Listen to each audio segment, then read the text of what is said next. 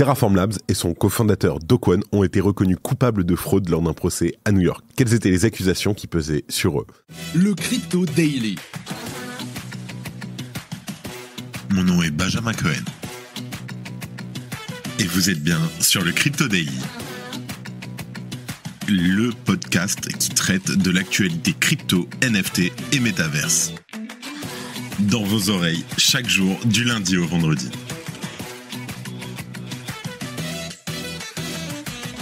Salut, c'est Benjamin du Crypto Daily, j'espère que vous avez passé un bon week-end et que vous allez bien. Et c'est donc notre actualité principale aujourd'hui. On évoquera ensuite la polémique autour du airdrop de Wormhole et la récente vente de tokens de la part de FTX. Mais avant tout ça, et comme d'habitude, le coin du marché avec notre partenaire Swissborg. Here comes the money. Here we go. Et comme d'habitude, donc le lundi, c'est pas moi qui m'occupe du coin du marché, c'est notre ami Florent de chez Swissborg. Alors Florent, comment ça va? On a un Bitcoin, là, si je me trompe pas, qui a repassé les 71 000 $. Où est-ce qu'on va et surtout, comment on y va? Et oui, Ben, donc en fait, c'est même pas 71 000, c'est 72 000 $ actuellement. Et je vous dis bienvenue au Q2 de cette année 2024, qui a donc commencé sur les chapeaux de roue. Et year to year, donc depuis le début de cette année, on a une performance d'environ 70% sur le Bitcoin. Cependant, depuis près d'un mois, on consolide autour des plus hauts historiques oscillant entre 73 et 60 000 $. Donc pour l'instant, c'est une correction qui est très saine. Et quand on analyse les périodes de correction précédentes, on note que c'est tout à fait normal. C'est à peu près le même scénario que ce que nous avons vu par exemple en décembre 2020, avant que le Bitcoin pulvérise ses plus hauts historiques et nous fasse un peu la phase parabolique de son cycle. Donc le scénario à privilégier, c'est toujours une continuation de ce range et un breakout vers le nord pour assister donc à cette phase mania de ce bull run. Sachant que devant nous, nous avons toujours le halving, un potentiel ETF sur l'Ethereum, une baisse des taux directeurs de la Fed et encore beaucoup d'autres événements. Maintenant, quand on analyse les flux de capitaux vers les ETF Bitcoin, on note quand même un ralentissement des flux. Ceci était plutôt attendu, surtout après les 2 mois records d'afflux de capitaux que nous avons assisté dans les différents ETF.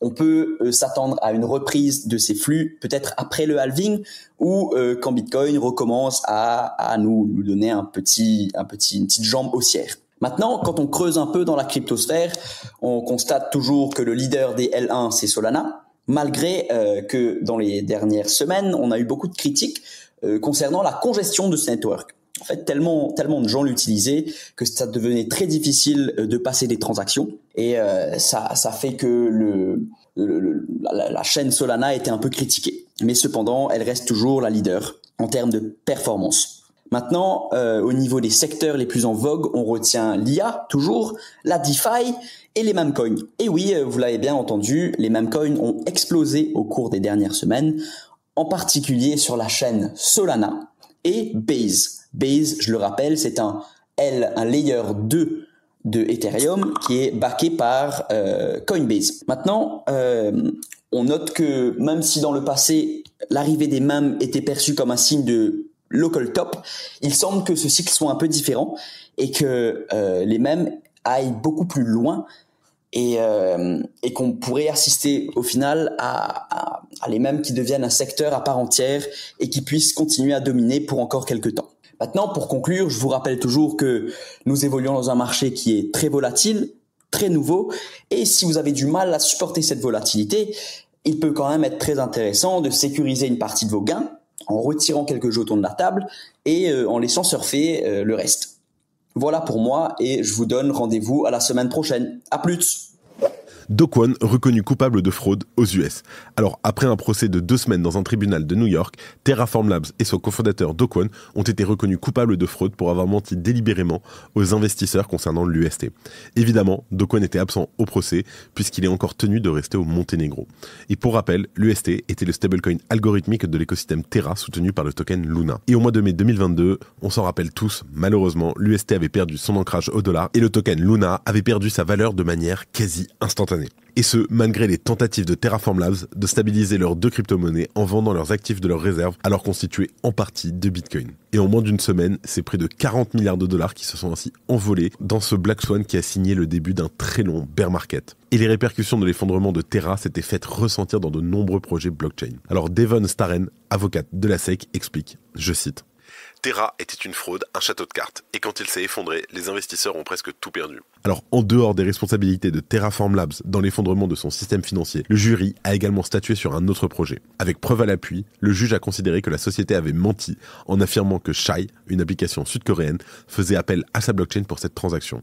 Alors, l'ancien responsable produit de Chai était d'ailleurs présent lors du procès. Il a confirmé que Terraform Labs avait effectué de nombreuses déclarations trompeuses quant à l'utilisation que Chai faisait de la technologie offerte par la blockchain Terra. Et Terraform Labs, donc qui s'était d'ailleurs déclaré en faillite au mois de janvier dernier, a communiqué sur X pour faire part de sa déception quant au verdict du jury. L'entreprise a aussi affirmé qu'elle examinait les recours possibles dans les temps à venir. Et par ailleurs, la société a déclaré que la SEC avait outrepassé ses droits dans ce procès. De son côté, le régulateur américain a affirmé que l'affaire Terra n'était que le résultat d'un manque de conformité et qu'il allait continuer à utiliser les outils à disposition pour protéger les investisseurs. On note aussi que durant le procès, des pièces à conviction ont prouvé que Jump Trading, donc une société spécialisée dans le trading à haute fréquence, avait bel et bien injecté de l'argent pour défendre le peg de l'UST lors de son effondrement. Pourtant, Terraform Labs avait toujours affirmé que la structure de l'UST lui offrait une autonomie totale et donc il n'avait pas besoin d'intervention extérieure pour se maintenir au cours du dollar. C'est malheureusement pas ce qui s'est passé.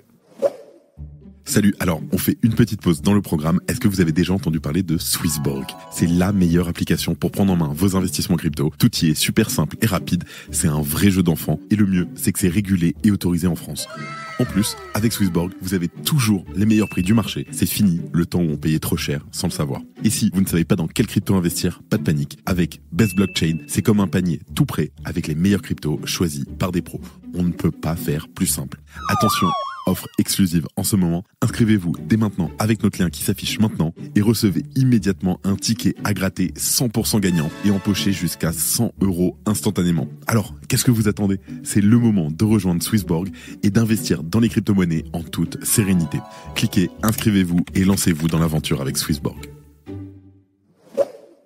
En deuxième news, le hacker de Wormhole est éligible à l'airdrop. Alors, le lancement du jeton W mercredi dernier n'a pas été sans accroc. D'une part, la blockchain Solana, donc qui hébergeait l'airdrop, a été témoin d'importants problèmes de congestion. D'autre part, le lancement a été marqué par les nombreuses tentatives de phishing sur le réseau social X, anciennement Twitter. Un autre événement, et pas des moindres, a également assombri cet airdrop. Plusieurs internautes ont remarqué que des adresses liées au hack ayant visé Wormhole en février 2022 étaient éligibles à l'airdrop. Alors, bien sûr, c'est une situation des plus cocasses, mais comme l'a souligné le compte Degenerate News sur Twitter, 4 des 5 adresses liées au hack étaient éligibles à l'airdrop. Les équipes de Wormhole se sont vite rendues compte de leur oubli et ont corrigé le manquement. On rassure tout le monde, le hacker de Wormhole n'est plus à même de récupérer ses tokens. Pour info, s'il en avait fait la demande, il aurait pu repartir avec près de 40 000 $. Alors bien entendu, l'oubli est un peu surprenant de la part de Wormhole, étant donné les centaines de millions de dollars perdus il y a 2 ans. Pour rappel, en février 2022, le pont cross-chain Wormhole a été la cible d'un hack d'envergure. Au total, c'est près de 120 000 Ethers qui avaient été dérobés dans les pools du protocole, et cela représentait un montant total de 326 millions de dollars au moment des faits. Ce montant colossal qui a été dérobé fait de ce hack le 4e plus gros crypto-larcin de l'histoire. Il se place juste derrière les hacks de Polynetwork, Coincheck et Bongox. Et en tout cas, 1 an après les faits, en janvier 2023, le hacker avait repris du service.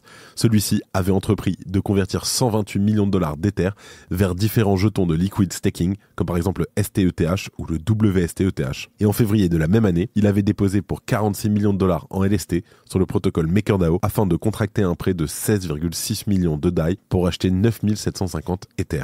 Quelques jours plus tard, un internaute a découvert une vulnérabilité dans le protocole Oasis.app qui pourrait arranger Wormhole. Celui-ci permettait d'utiliser le multisig du protocole pour saisir 225 millions de dollars en crypto-monnaie déposés par le hacker sur le protocole. Une procédure sera ensuite mise en marche suite à une injonction de la Haute Cour d'Angleterre. Alors, cette procédure, elle avait été décriée dans l'industrie puisqu'elle établit un précédent juridique qui permet à un tribunal de forcer les équipes d'un protocole soi-disant décentralisé à saisir des fonds. Merci d'écouter le Crypto Daily. Et en dernière news, on a FTX qui vend près de 2 milliards de dollars de Sol à 64 $ par jeton. Alors dans le cadre de sa procédure de faillite, FTX vient de réaliser une vente importante de tokens Sol avec une forte réduction à des acteurs majeurs du secteur. C'est entre 25 et 30 millions de tokens qui ont été vendus à 64 $ l'unité, bien en delà malheureusement de leur valeur marchande actuelle d'environ 178 $. Alors cette opération, elle a permis à FTX de lever entre 1,6 et 1,9 milliards de dollars. Et bien sûr, cette vente a suscité un intérêt notable de la part de grands noms de l'industrie, y compris Galaxy Trading et Pantera Capital. Alors sans doute, ces entreprises ont vu dans cette transaction une occasion de réaliser des gains significatifs, mais l'opération, elle comporte quand même des risques, surtout en raison de la volatilité historique de Sol. Les termes de la vente incluent une période de lock de 4 ans pour le capital investi. Galaxy Trading s'est notamment distingué en levant 620 millions de dollars pour acheter les tokens Sol, imposant une commission de gestion de 1% aux investisseurs. Et alors que cette démarche inclut également une dimension stratégique avec la génération de rendement via le staking, et d'un autre côté, on a aussi Pantera qui visait l'acquisition d'une quantité substantielle de Sol avec un objectif d'investissement allant jusqu'à 250 millions de dollars. À noter aussi que la manière dont FTX gère ses vastes avoirs en crypto-monnaie a fait l'objet d'un examen attentif. L'implication antérieure de Sam Bankman-Fried, donc le cofondateur de FTX, dans le soutien de Solana, a ajouté une couche d'intérêt et de complexité à la vente. Les réactions des créanciers à cette vente ont été partagées, certains exprimant leur mécontentement en arguant avoir été lésés dans le processus de vente. Et la valorisation des créances, donc basée sur le prix de Sol au jour du dépôt de bilan de FTX, a été un point de discorde, surtout après l'augmentation du prix du token dans les mois suivants. Et avant de terminer, comme d'habitude, les actualités en bref avec notre partenaire Bean Crypto, et je laisse la place à Thomas. Merci Benjamin et bonjour à tous. Et on commence avec Genesis qui a terminé de vendre ses parts de GBTC. Le montant récupéré par l'entreprise équivaut à plus de 2 milliards de dollars. Avec cette opération, Genesis souhaite tout simplement rembourser ses clients lésés dans le cadre de sa faillite. De nombreux tokens unlock à venir en avril. Plusieurs projets crypto libéreront d'importantes quantités de jetons dans les semaines à venir. Parmi les déblocages majeurs, on retrouve Arbitrum qui libérera 139 millions de dollars de tokens, Manta qui en débloquera 81 millions et Starknet qui rendra disponible 124 millions de dollars de STRK. Et on continue avec la SEC qui serait prête à approuver les ETF ETH selon JP Morgan. La célèbre banque maintient donc son optimisme concernant l'approbation éventuelle par la SEC d'ETF et Ethereum. Malgré cet enthousiasme, les experts estiment que la probabilité d'une approbation est de l'ordre de 50%. Un portefeuille Bitcoin inactif depuis une décennie, contenant 1701 Bitcoins d'une valeur de 115 millions de dollars, a récemment transféré 50 Bitcoins. Avant cette inactivité, il avait dépensé 2570 Bitcoins en février 2014. Et on termine avec les institutionnels qui se désintéresseraient du XRP. Ripple semble donc traverser une période difficile avec une baisse d'intérêt notable de la part des investisseurs institutionnels. Polkadot et Solana seraient les deux grands gagnants de cette situation. Voilà, c'est la fin de ce résumé de l'actualité du jour. Bien sûr, pensez à vous abonner pour ne pas rater celui de demain. On sera aussi présent à la PBWS toute la semaine et aussi aux événements qui sont autour. N'hésitez pas à venir nous voir, parler avec nous, discuter, boire un café, prendre une bière, ce que vous voulez, on est dispo. En tout cas, je crois que j'ai tout dit. Faites attention à vous et moi je vous dis à demain. C'était Benjamin pour le Crypto Daily. Merci et à très vite.